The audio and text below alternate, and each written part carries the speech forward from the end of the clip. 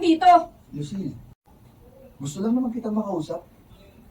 Talagang naghahanap ka ng malaking problema, ha? Lucille, saan ka pupunta?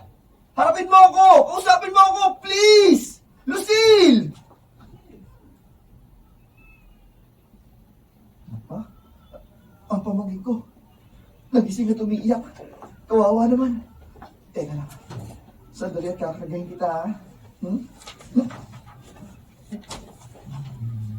Ayan. Kalong-kalong ka na ng Tito Randolph. Alam mo, baby, dapat ako ang daddy mo. Kaya lang, nagkalabuan kami ng mami mo. Kaya, kay Kuya Allen siya mamagsak. Umiyak siya, kaya napilitan akong kargahin para tumahan. Ibalik mo siya sa krib! Ibalik mo! Ano pong nangyayari sa'yo, Lucille? Lumayo na kayo ni Kuya Allen sa akin. Huwag niyo sabihin pati pamangkin ko, ilalayo niyo yung tuluyan sa akin. Wala kang karapatan para panghimasukan ang buhay namin! At lalong wala kang karapatang pakialaman ng baby namin! Kaya kung gusto mo pang mabuhay, ibalik mo na sa krib! Nakikita mo ba to?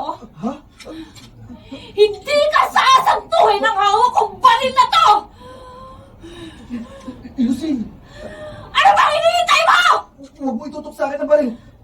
Baka makalabit mo ang gatilyo at madami ang pamangkin ko.